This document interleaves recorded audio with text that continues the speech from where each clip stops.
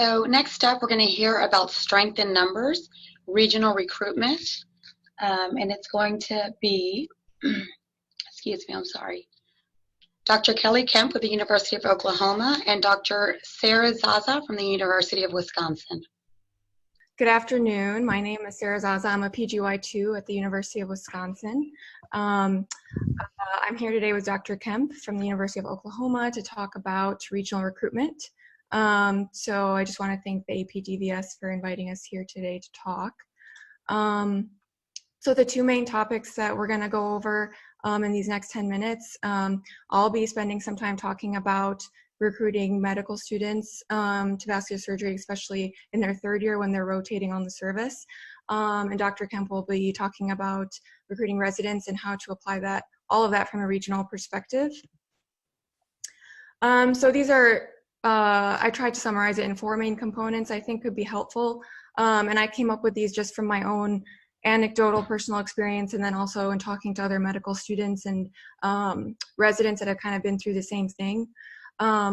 So first thing is hands-on experience. You know, we work with our hands every day, and it's oftentimes a huge appeal on why people do vascular surgery. And so I think it's really important to give medical students that experience. It's a bonus if it's a hands-on experience that's very vascular surgery specific.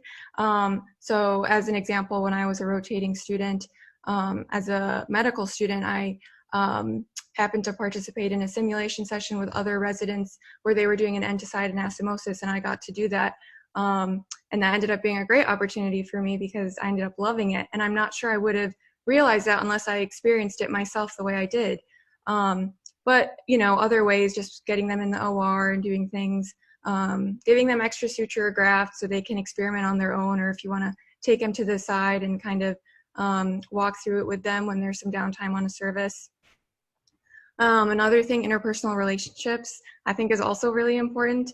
You know, surgeons in general can have the reputation, or as a career can have the reputation of being kind of malignant or tough. And I think while that's changing in some places, it can still be seen as a stereotype. If anyone's seen Dr. Glaucomflecken's content on Twitter, you know what I mean. But if there's a more conscious effort to integrate the medical student into the team and, you know, treating these adult learners with respect and even forming a relationship with them, you know, it becomes a lot harder for them to say the culture of surgery isn't really for them. And I think vascular surgery is especially equipped for this, you know, this kind of positive experience, because we're oftentimes small residency programs, a fellow or two here or there. And then I think that lends itself to being a lot less rigidly hierarchical, and we get along a lot better with our staff and vice versa. And so we can show them by example, this is the kind of environment they want to be in. And then mentorship is another component. You know, this is when the rubber meets the road. Like, this is when the idea of becoming a vascular surgeon can come to fruition, and where attendings and staff can have a lot of power and influence if they're able to dedicate the time for it. You know, vascular surgery is a small world, and so advocating for a student can honestly make all the difference, giving them advice on different programs, writing a letter of recommendations. And then even if they have just a spark of an interest, you know, with the right mentor, they can see that as a really tangible goal they can accomplish. And then last but not least, representation. That's something I think personally is really important. I'm part of the DEI program at UW, and so I think it is a really important component of recruitment. While the other components are more day-to-day things we can enact in our lives, this is, you know, a little bit more of a systems or department level issue, and it's its own beast and, you know, a whole other presentation. But I still think it's worth mentioning, because if we're going to recruit the brightest and most diverse group, these students have to see people like them in the field. For me personally, I always say that I'm, you know, my male mentors are the reason I'm in a training program right now to be a vascular surgeon, but really it was seeing a woman of color, a vascular surgery fellow, that planted the seed in my head as a potential career option for me. And that's kind of what all these points are about.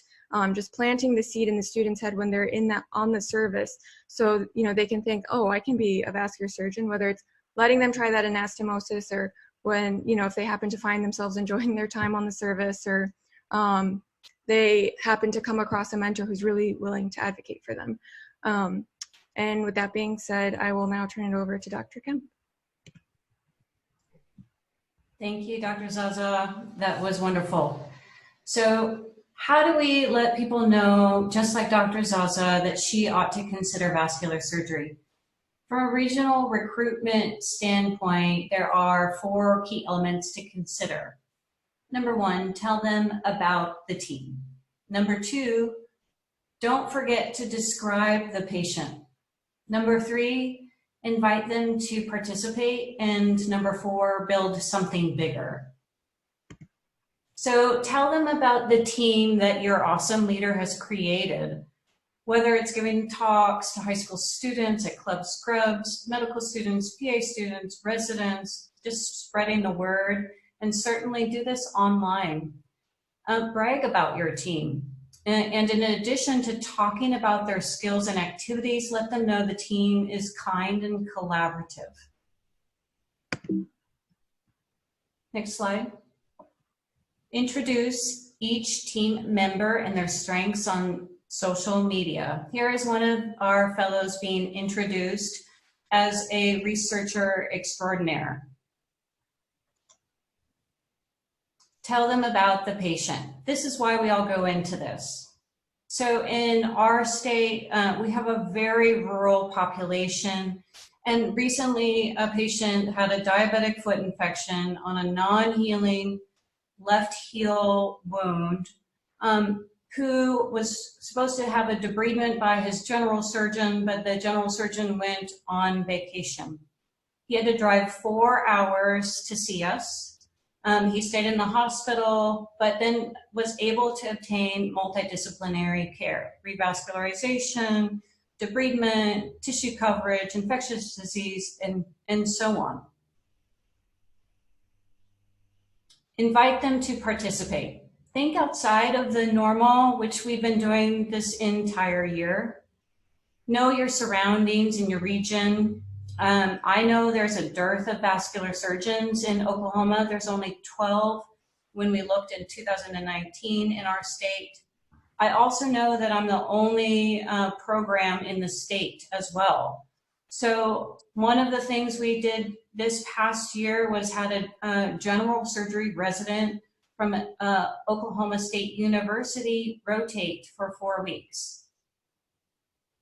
And next is certainly not least, build something bigger. The up and coming generation of leaders want to help in a bigger way. Let them know that this is what we want to do too. Talk about your mission and what you are doing in your program. Thank you very much. Appreciate the opportunity. Wonderful, thank you.